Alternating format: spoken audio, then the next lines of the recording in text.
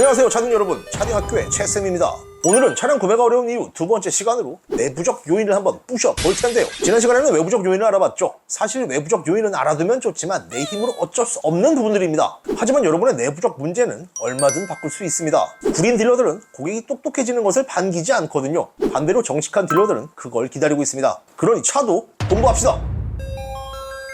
차량 구매가 어려운 내부적 요인은 크게 5가지 유형으로 볼 수 있습니다. 첫 번째, 난 그런 거 몰라 유형입니다. 차량 구매 플랫폼이 속속 생겨났고 예전보다 쉽고 간편하게 차량을 구매할 수 있는 세상이 됐습니다. 하지만 차를 모른다면 사실 아무 소용없죠. 지난 시간에도 안내드렸듯 차량 구매 플랫폼에는 다수의 비양심적 딜러들이 서식 중이니까요. 그런데 애당초 그 비싼 걸 모르는데 쉽게 산다는 것 자체가 말이 안 되겠죠. 이런 분들은 차에 대한 막연한 어려움 때문에 이렇게 얘기할 겁니다. 가장 잘 팔리는 거 주세요.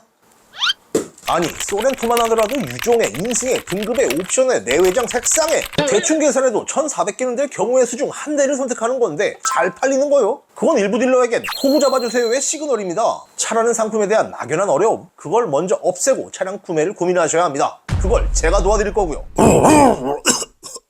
두 번째는 바로 차에 대한 욕심과 유혹이 쉽게 잠식돼버리는 베놈형입니다. 차는 전형성을 띠는 위험한 상품이죠. 이 유형의 경우 주변 친구나 직장 동료가 멋진 차를 끌고 나타났다. 타인의 차를 통해 내 차를 돌아보게 될 겁니다. 그리고는 딜러 연락처 좀 이라며 스스로 무덤을 딜러 소개. 이게 정말 위험하거든요. 크게 3가지 이유가 있는데, 첫 번째로 친구는 과연 좋은 조건의 차를 샀느냐? 친구랑 손잡고 호구 잡히면 쓸쓸하진 않아 좋겠습니까? 두 번째 이유, 거절이 어려워집니다. 거절은 차량 구매에서 고객이 갖출 아주 중요한 스킬인데요. 야, 네가 추천한 식당 와 그거 진짜 맛없더라. 이 얘기를 자신 있게 할 수 있는 분들 그리 많지는 않을 겁니다. 소개받은 딜러를 거절하는 것은 마치 내 친구의 추천과 선택을 무시하는 것 같은 고민에 빠지게 만들죠. 세 번째 이유는 딜러들의 접근 방식입니다. 이 바닥에서 10년간 영업하며 겪은 다수의 딜러들은 소개권을 비롯 재구매와 지인권을 무슨 아주 뽕으로 봅니다. 요즘 사람들이 봉이 무슨 뜻인지 알까? 그냥 개꿀이야 개꿀. 성사 가능성이 큰 건으로 접근해서 수수료를 팍팍 담기 때문인데요. 물론 지고객을 잃을 걱정에 더 정성스럽게 접근하는 딜러도 많지만 이 직종은 이직률이 너무나 높습니다. 이 치열한 영업의 전장에서 4~5년을 더 버틸 수 있을까의 그 불안은 모든 딜러들의 공통사항이죠. 그렇다 보니 당장 눈앞에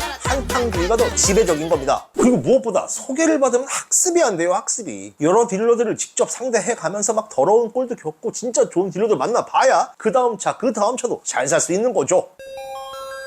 세 번째 유형은 불나방형입니다. 이전 두 유형이 차 알못에 가까웠다면 이번 유형은 차에 관심이 많은 분이나 차 잘할 또한 꽤나 포함되어 있는 유형이죠. 이전 영상에서 제조사의 생산 지연은 매우 복합적이고 연쇄적인 문제를 안내드렸었는데 무엇보다 고객의 판단력을 흐립니다. 차가 오래 걸리니 너도 나도 빠른 인도만을 외치며 차에 달려드니까요. 그 이유는 다양합니다. 타고 있는 렌터카에 만기가 나가와서 에어컨이 터져서 중고차 감가 때문에 등등등. 그런데 무엇보다 가장 많은 이유는 그저 내가 원하는 차를 빠르게 받아보고 싶어서입니다. 네, 그저 그뿐이에요. 전문용어로 뽐뿌라고 하죠. 주문한 운동화를 빨리 신고 싶은 그 마음으로 차에 달려드는 겁니다. 충분히 이해합니다만 차에 대한 그런 접근은 주도권을 딜러에게 스스로 내주는 것과 같습니다. 딜러 입장에선 그런 고객에게 친절과 양심, 상식선의 영업 정책, 적합한 상품 컨설팅 등 그런 거 다 필요 없습니다.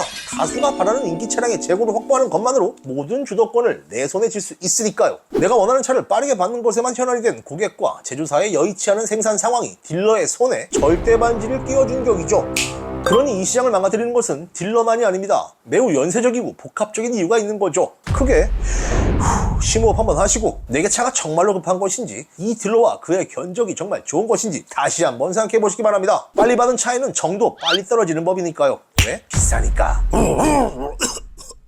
네 번째 유형은 귀찮아 유형입니다. 이런 고객이 어쩌면 가장 대하기 어려운 타입이죠. 팔기 어려워서도 있지만 팔기 싫어요. 사고가 터지기 딱 좋은 유형이기 때문인데 딜러는 견적을 꾸리기 전인 최초 상담 시 차종부터 시작해 재직과 소득, 신용 등에 민감할 수 있는 정보까지 아주 다양하게 확인해야 합니다. 특히 장기 렌트는 더욱 꼼꼼하게 체크해야 하는데 그 이유는 렌트사마다의 견적과 정책이 제각각이기 때문이죠. 바쁘고 귀찮은 고객을 위해 초기 상담을 허투루 한다면 그건 절대 고객을 위한 것이 아닙니다. 실제 사례인데요. 출고가 다 되어 차량에 넘버까지 달렸는데 뜬금 만 22세의 아들도 차량을 이용해야 한답니다. 만 21세 보험 조건을 취급하지 않는 렌트사를 선택했으면서 말이죠. 추가 운전자에 대한 부분을 안내했음에도 고객이 그냥 그까이 거 대충 흘려들은 겁니다. 어떤 렌트사는 추가 운전자 등록 시 돈을 받고 또 어딘 추가 운전자 나이에 제한을 두는 등의 정책 차이가 있기에 반드시 초기에 확인해야 할 필수 사항이었죠. 이 만사 귀찮은 유형의 고객은 딜러, 렌트사와 제조사, 나아가 본인 스스로에게도 매우 귀찮고 위험한 상황을 만든 거죠. 더욱이 이런 고객의 상당수는 까칠하기까지 합니다. 이런 유형에겐 딜러의 덕목 중 친절보다 더 중요한 것이 있죠. 바로 까칠한 귀차니즘을 각성시킬 카리스마입니다. 이런 분들께 친절해봐야 오히려 악용될 뿐이고 출고 후 답답하다는 소리만 듣게 되죠. 그러니 상담 초기 딜러에게 뭘 이렇게 많이 묻냐? 까칠하게 굴지 마십시오. 딜러는 고객을 귀찮게 하고 괴롭히는 존재가 아닙니다. 서로 한 배를 탄 관계이며 초기 상담을 디테일하게 하는 딜러가 경험 많고 좋은 딜러라는 것 또한 잊지 마시기 바랍니다.